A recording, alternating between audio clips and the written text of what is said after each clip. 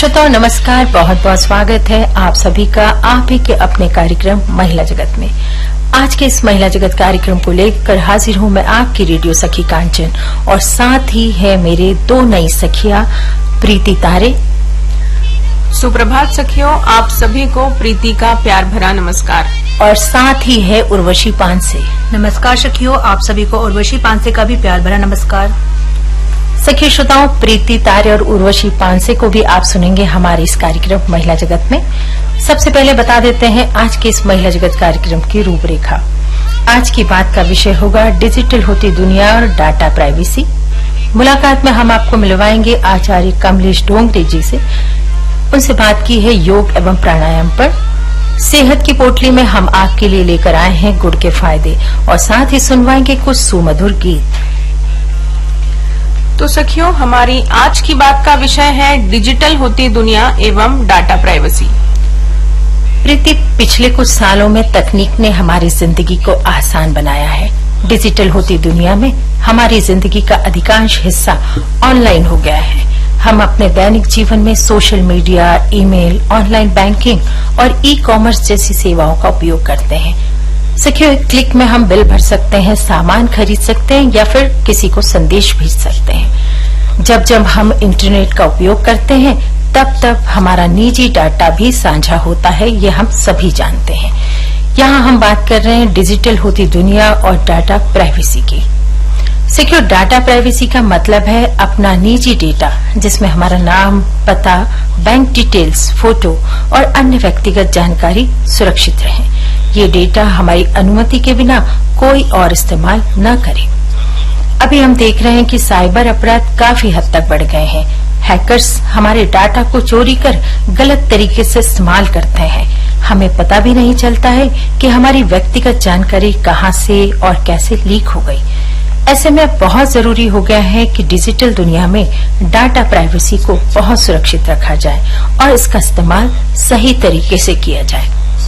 सखियों, इस डिजिटल दुनिया में हमारी प्राइवेसी की सुरक्षा एक बहुत बड़ी चुनौती बन गई है। ऑनलाइन सेवाओं द्वारा हमारी व्यक्तिगत जानकारी, लोकेशन और ऑनलाइन गतिविधियां शामिल रहती है। साथ ही हमारे डेटा को तीसरे पक्षों के साथ साझा भी किया जा सकता है जो हमारी प्राइवेसी को खतरे में डाल सकता है। ऑनलाइन सेवाओं पर साइबर हमले हो सकते हैं जिससे हमारा डाटा चोरी या उसे नुकसान पहुंच सकता है। सखियों, ऑनलाइन सेवाओं की प्राइवेसी नीतियां अक्सर जटिल होती है, अस्पष्ट होती है, जिससे हमें समझने में मुश्किल होती है कि हमारे डेटा का क्या होगा। प्राइवेसी की सुरक्षा के लिए हम कुछ उपाय कर सकते हैं जिसका ध्यान रख सकते हैं और हम इस मुश्किल से बच सकते हैं। हमें करना होगा अपने पासवर्ड को हमेशा मुश्किल बनाकर रखना होगा और उसे नियमित रूप से हमें चेंज भी करना होगा। अपनी व्यक्तिगत जानकारी को पब्लिक प्लेटफॉर्म पर साझा करने से बचना होगा। किसी भी अनजान लिंक पर क्लिक बिल्कुल ना करें। साइबर हमलों से बचने के लिए अपने डिवाइस का सॉफ्टवेयर और एंटीवायरस नियमित रूप से अपडेट करें। ऑनलाइन सेवाओं की प्राइवेसी नीतियों को समझें और उन्हें नियमित रूप से पढ़ें। इसी तरह ऑनलाइन सेवाओं को अपने डेटा की अनुमति देने से पहले सावधानी से विचार करें। सोशल मीडिया पर आप जो शेयर करते हैं वह आपकी प्राइवेसी को खतरे में डाल सकता है।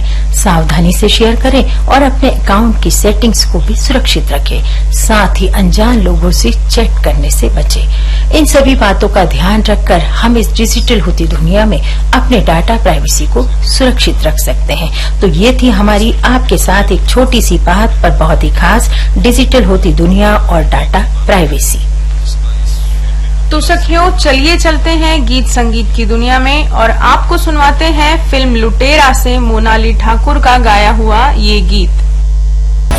भारत सरकार ने देश भर में 21वीं पशुधन गणना आरंभ कर दी है। मिलवाते हैं आचार्य कमलेश डोंगरे जी से। इनसे योग एवं प्राणायाम पर बातें की है हमारी सखी कांचन पात्रीकर ने। सखियों, आज के इस दौर में हर कोई व्यक्ति तनाव में जी रहा है और तनाव से दूर भागने का एक ही तरीका नजर आता है सबको, योग और प्राणायाम। क्योंकि तनाव एक ऐसा शब्द है जिसे लेकर हर व्यक्ति चिंतित रहता है। आज इसी तनाव को दूर करने के लिए किस तरह से हम योग और प्राणायाम के जरिए अपनी जीवन शैली को सुधार सकते हैं, इस बारे में बात करने के लिए आज हमारे साथ हैं योग प्रशिक्षक आचार्य कमलेश डोंगरे जी। नमस्कार आचार्य कमलेश डोंगरे जी। नमस्ते जी, नमस्ते। बहुत बहुत स्वागत है आपका हमारे इस कार्यक्रम महिला जगत में। जी, सभी महिलाओं को मेरा नमस्कार। कमलेश जी, यहाँ पर हम आपसे आपका परिचय जानना चाहेंगे। कमलेश डोंगरे हूँ। मैं गुरुकुलम पीठ के वैदिक गुरुकुलम से शिक्षण अध्ययन अध्यापन किया हुआ हूँ। 2017 से यहाँ पर अलग अलग गांवों में, तहसीलों में मैं 5-5 दिन के प्रशिक्षण शिविर लगाकर योग के वो क्लियरिटी देने का काम करता हूँ मैं भी। कमलेश जी, यहाँ पर हम प्राणायाम को लेकर आपसे बात करेंगे कि आए दिन महिलाओं में किसी न किसी तरह की बीमारी से महिलाएं अपने आप को घिरी हुई महसूस करती हैं। अभी हम देख रहे हैं कि डायबिटीज है, मासिक धर्म की अनियमितताएं हैं, पीसीओडी से संबंधित बहुत सारी ऐसी बातें हैं जिसको लेकर महिलाएं परेशान रहती हैं। तो इन बीमारियों पर प्राणायाम किस हद तक हमारी मदद करता है? जी, इन सारी बीमारियों के पीछे मोटे तौर पर देखा जाए तो हमारी अनियमित दिनचर्या है। अब इस अनियमित दिनचर्या को सबसे पहले हमें ठीक करना पड़ेगा, यानी 10 के बाद में रात में न जागे हम कोई भी, और 4 के बाद न सोए तो सबसे बेस्ट होगा। 4 बजे उठकर अपनी नित्य कर्म से निवृत्त होकर 4:30 से 6:30 बजे तक 2 घंटे सभी को योग करने की आवश्यकता है। योग में भी प्राणायाम बहुत महत्वपूर्ण भूमिका अदा करते हैं। जैसे तनाव की आपने बात की, तो तनाव से मुक्त रहने के लिए ध्यानात्मक प्राणायाम जैसे भ्रामरी, उद्गीत, प्रणव, ये 3 तरह के ऐसे प्राणायाम है जो किसी भी प्रकार का हार्मोनल असंतुलन, जो महिलाओं को, आप पीसीओडी की बात कर रहे हो, धर्म की अनियमितता की बात कर रहे हो, थायराइड की प्रॉब्लम बहुत ज्यादा बढ़ती जा रही, महिला मोटापा बहुत ज्यादा हो रहा है, ये सब हार्मोनल असंतुलन के कारण हो रहा है। तो ये ध्यानात्मक प्राणायाम यदि करे तो इससे हार्मोनल संतुलन भी होगा और तनाव से भी मुक्त रहेंगे। और दिनचर्या जब ठीक हो जाएगी तो सुबह जो योग किया हमने 1-1.5-2 घंटे, उस योग की शक्ति से हम दिन भर अपना कर्म योग भी ठीक से कर पाएंगे। तो इससे हम खाली नहीं रहेंगे। तो हमें खाली नहीं रहना, कर्म योनि हमारी है तो हमें कर्म करना ही पड़ेगा। बहुत सही कहा आपने कि हमें कर्म करते ही रहना होगा, और इस कर्म में एक कर्म आता है हमारा प्राणायाम का। तो किस किस रोग पर कौन कौन से प्राणायाम करना उचित है महिलाओं को? सबसे महत्वपूर्ण महिलाओं को ध्यानात्मक प्राणायाम तो करना ही है, परंतु महिलाओं के साथ साथ पुरुष भाई भी आज बीमारियों में घिर रहे हैं, सबको करना चाहिए। सबसे महत्वपूर्ण प्राणायाम भस्त्रिका प्राणायाम है, जो हमें सुबह सुबह करना चाहिए सूर्य उदय के पहले। सूर्य उदय के पहले करने से ओजोन परत जो होती है हमारी वायुमंडल को प्रेस करके रखती है, ऑक्सीजन की और अन्य वायु की भी सघनता होती है, जिससे अधिक प्रॉफिट हम ले सकते हैं। तो भस्त्रिका प्राणायाम में श्वास लेना है लंबा गहरा, और श्वास छोड़ना है पूरा, बिना किसी तनाव के, बिना किसी हलचल के, बिना किसी शारीरिक गतिविधि के।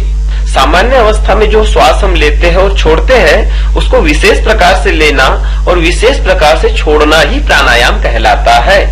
अब ये भस्त्रिका प्राणायाम करते हैं, जो पूरा श्वास लिया तो लंग्स में फैलाव आया, जब पूरा श्वास छोड़ेंगे तो लंग्स में सिकुड़न आएगी। लंग्स के लगातार फैलने सिकुड़ने 5 मिनट कम से कम सब कोई कर सकते हैं इसको, तो लंग्स स्ट्रांग होगा, और लंग्स स्ट्रांग होगा तो दिन भर जो श्वास हम ले रहे हैं इसके माध्यम से पूरी ऑक्सीजन एब्जॉर्ब करेगा हमारा लंग्स, ब्लड में पूरी ऑक्सीजन मिलाएगा, और ब्लड के माध्यम से हर एक टिश्यू, ऑर्गन्स, सिस्टम्स, सेल्स तक जाएगी ऑक्सीजन। हर एक सेल्स ठीक से कार्य करेगी, ऊर्जावान रहेंगे हम दिन भर। तो ये भस्त्रिका प्राणायाम बहुत महत्वपूर्ण है। इसी के बाद तुरंत हम कपालभाति प्राणायाम करें तो बहुत अच्छा है।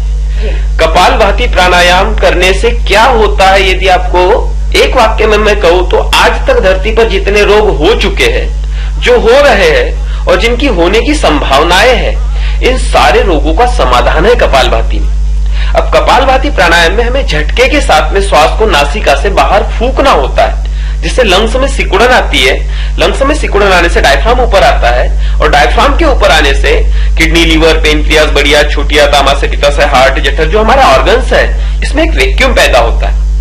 ये लगातार 1 सेकंड में एक स्ट्रोक, 1 सेकंड में एक स्ट्रोक, 1 सेकंड में एक झटका, 1 सेकंड में एक झटका लगता है। तो कम से कम 15 मिनट एक स्वस्थ व्यक्ति करे तो उसको इन ऑर्गन्स से संबंधित कोई भी समस्या नहीं होगी। परंतु इसमें सावधानी रखना है कि माताओं बहनों को, खास करके आप उनके लिए पूछ रहे तो, मासिक धर्म के समय 5 से 7 दिन तक नहीं की जाती है कपालभाति। किसी का सीजर हुआ है तो 9 महीने तक उनको नहीं करना है, 9 महीने के बाद उसको चालू कर सकते हैं। तीसरा, गर्भवती महिलाओं को नहीं करना चाहिए कपालभाति। ये सावधानी रखना है, किसी का हाई ब्लड प्रेशर है तो उसको मध्यम गति से करना चाहिए। ये कपालभाति में सावधानियां रखना है। बाकी हर कोई इंसान कपालभाति करके अपनी समस्त शारीरिक, मानसिक और आध्यात्मिक बीमारियों को मात दे सकता है। ये संपूर्ण चिकित्सा पद्धति है। तो ये कपालभाति करते हैं तो शरीर में अपने आप एक एनर्जी उत्पन्न होती है। बहुत सारे लोग सुबह जागरूकता के साथ उठते हैं और घूमने जाते हैं, पार्कों में जाते हैं, प्राणायाम करने लगते हैं। वो अच्छा है, कर रहे हैं, परंतु अपने आसन पर बैठकर करें तो प्राणायाम करते समय जो एनर्जी उत्पन्न हो रही शरीर में, वो शरीर की एनर्जी अर्थ नहीं होगी जमीन में। तो उन लोगों को भी थोड़ी सुधार करने की आवश्यकता है कि वो आसन लेकर जाए और आसन पर बैठकर प्राणायाम करे। इसी में फिर बाह्य प्राणायाम करते हैं। तो बाह्य प्राणायाम में क्या होता है, श्वास को पूरा बाहर छोड़ देते हैं, कंठकोप को बंद करते हैं, जालंधर बंद कहलाता है। पेट को पीठ की ओर खींचने का प्रयास करते हैं, नाभि के निचले हिस्से को ऊपर की ओर खींचते हैं, मूल बंद कहलाता है। पेट को पीठ से लगाना उद्यान बंद, कंठकोप को बंद कर देना जालंधर बंद।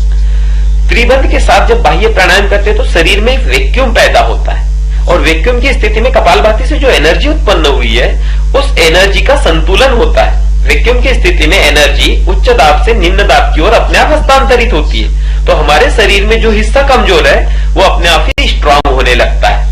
तो ये बाह्य प्राणायाम जरूर करना चाहिए कपालभाति के बाद में। और जैसे पीसीओडी की समस्या, थायराइड की, पैराथायराइड की समस्या, हाई ब्लड प्रेशर की समस्या, रात में खर्राटे आ रहे सोते समय, ये सारी समस्याओं के लिए सबसे बेस्ट प्राणायाम है उज्जयी प्राणायाम। अपने श्वसन नली को संकुचित करना है, श्वास को अंदर खींचना है 10 सेकंड में, अंदर खींच के होल्ड करना है 40 सेकंड तक।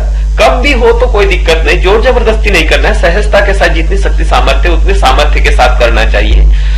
होल्ड करने के बाद में जब छोड़ना हो श्वास को तो दाई नासिका बंद करके बाई नासिका से श्वास को बाहर छोड़ देते हैं। ये उज्जयी प्राणायाम यदि 11 बार कोई करने लगे तो उनको थायराइड की दवा कभी नहीं खानी पड़ेगी, जो लाइफ स्टाइल डिजीज के रूप में लिया जाता है और उसको जिंदगी भर दवा खाना पड़ेगा ऐसा कहा जाता है, उससे भी वो छुटकारा पा सकते हैं। ऐसे फिर अनुलोम विलोम प्राणायाम, ये बहुत महत्वपूर्ण है पूरे न्यूरो सिस्टम के लिए, नाड़ी तंत्र के लिए, क्योंकि नाड़ी तंत्र अच्छा रहेगा। 72,72,10,201 नस नाड़ियों का पूरा नाड़ी तंत्र हमारा है।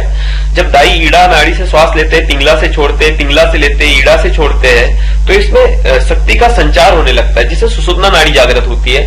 सुषुम्ना नाड़ी के जागरण से शरीर का पूरा नाड़ी तंत्र जागृत होता है और इस नाड़ियों से जुड़ी एक एक कोशिका जागृत होती है।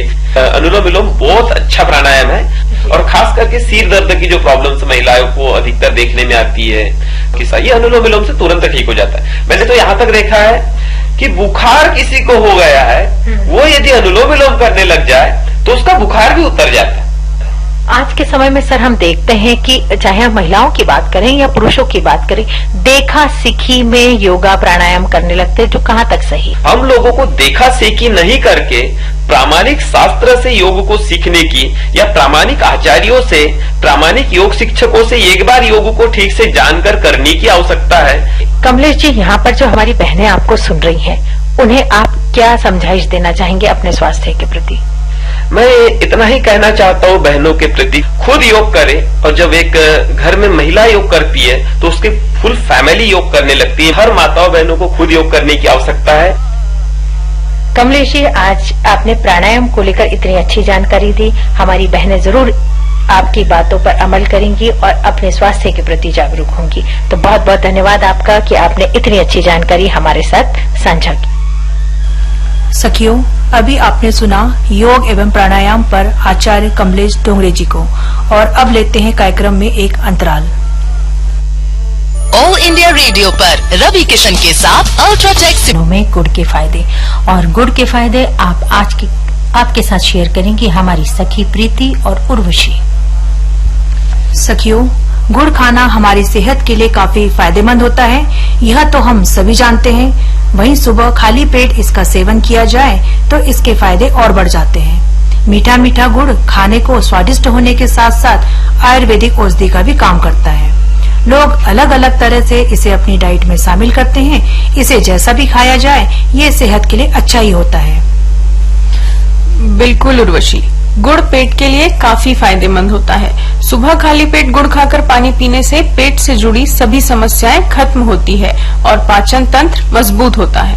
बिल्कुल सही कहा प्रीति आपने। इसके साथ ही सखियों, गुड़ में अच्छी खासी मात्रा में आयरन पाया जाता है। रोजाना सुबह खाली पेट गुड़ खाकर पानी पीने से शरीर का खून साफ होता है और आयरन की कमी दूर होती है। हाँ, और गुड़ में कार्बोहाइड्रेट भी पाया जाता है, जिससे शरीर को भरपूर एनर्जी मिलती है। गुड़ में पोटेशियम और सोडियम भी पाया जाता है, जो शरीर में मौजूद एसिटिक एजेंट को कम करता है और हमारी रेड ब्लड सेल्स को हेल्दी बनाता है। इसके साथ ही सखियों, गुड़ खाने से शरीर का इम्यून सिस्टम मजबूत होता है, जिससे शरीर को रोगों से लड़ने की क्षमता बढ़ती है। गुड़ में विटामिन सी, B6 और मैग्नीशियम प्रचुर मात्रा में पाया जाता है। इसके साथ ही यह एंटीऑक्सीडेंट गुणों से भरपूर होता है। यह इम्यूनिटी बूस्टर का भी काम करता है। और तो और सर्दी के दिनों में या सर्दी होने पर गुड़ का प्रयोग आपके लिए अमृत के समान होता है। इसकी तासीर गर्म होने के कारण यह सर्दी, जुकाम और खास तौर से कफ में राहत देने में मदद करेगा। गुड़ प्राकृतिक मिठाई के तौर पर पहचाने जाने वाला स्वाद के साथ ही सेहत का भी खजाना है। तो सखियों, इसी के साथ आपको सुनवाते हैं फिल्म कभी खुशी कभी गम से सोनू निगम और अलका याग्निक का गाया हुआ। देखियो, अब आपको बता देते हैं हमारे कल के आकर्षण के बारे में। कल यानी दिन मंगलवार को हमारा महिला जगत कार्यक्रम होगा, जिसमें आज की बात का विषय होगा लाला लाजपत राय जयंती। साथ ही बतलाएंगे आपको किचन टिप्स और श्रृंखला होगी सखियों की पसंद।